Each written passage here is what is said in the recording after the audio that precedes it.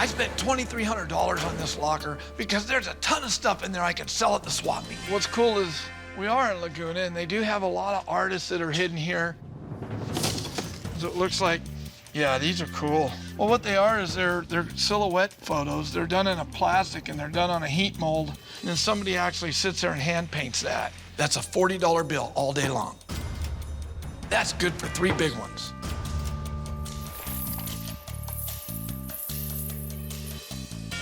They're very collectible. This is something from the 40s or the 50s and belly dancing thing. Oh, there's another one.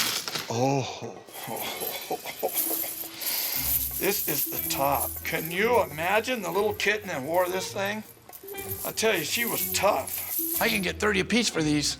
This is some clothes, and you know, don't underestimate looking through some clothes. Here's a set of Vera Wang's right here. Any girl knows that Vera Wang shoes probably run anywhere to $200 to $300 just for one pair of shoes. Thing that really pisses me off, they're never in my size. Set those right there. I like these old frames. You know, you go buy these things for 30, 40 bucks, this all adds up. Here's a pull stick or something like that. Holy this is not a pull stick.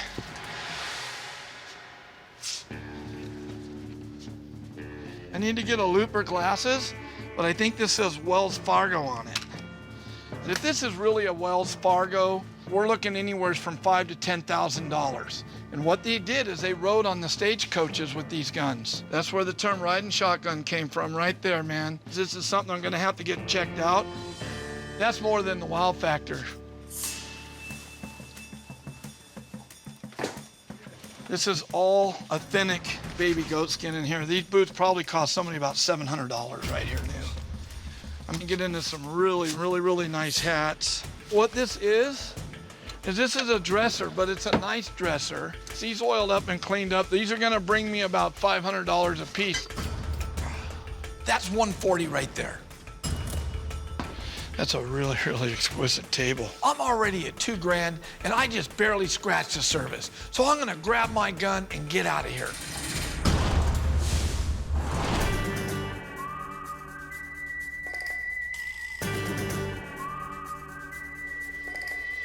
There you go, check that out, huh? Seen one before? Looks like this is an Ithaca shotgun, made by the Ithaca Gun Company. Ithaca guns were owned by people such as sharpshooter Annie Oakley, the composer John Philip Sousa. Even Al Capone was known to have owned an Ithaca shotgun.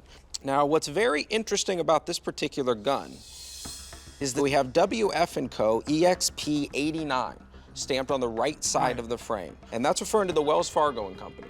Okay. Wells Fargo & Company in the turn of the 20th century was one of the large companies that really solidified the West as what it is today. Wow. So let's do one thing though. We're gonna wanna first check to make sure all of the serial numbers on the gun are matching. Okay. First things we're gonna do when we look here, 71,205, we see that marking here.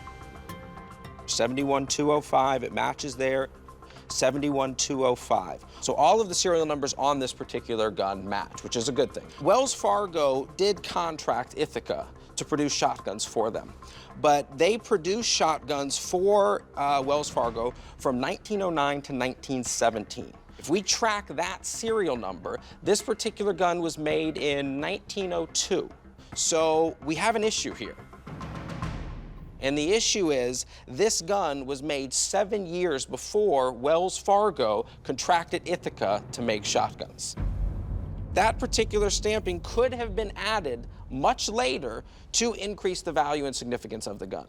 This particular gun may not have that association with Wells Fargo. Well, great. There far goes my profit. Can you give me a hypothetical figure of what that would be worth?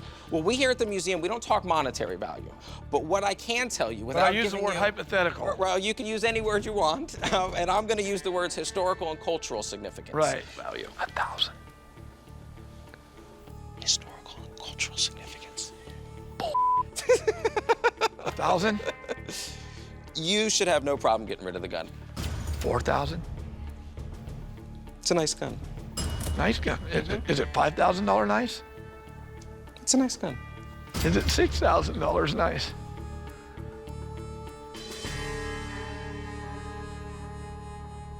Remember, it doesn't say Wells I Fargo. got you. We got it. $5 grand. Way to go. Woo! No, I want to thank you a lot. I think I've been doing this for 32 years. I know how to get answers. You know, it's not how you skin the rabbit. I got you. It's if the rabbit grows his hair back.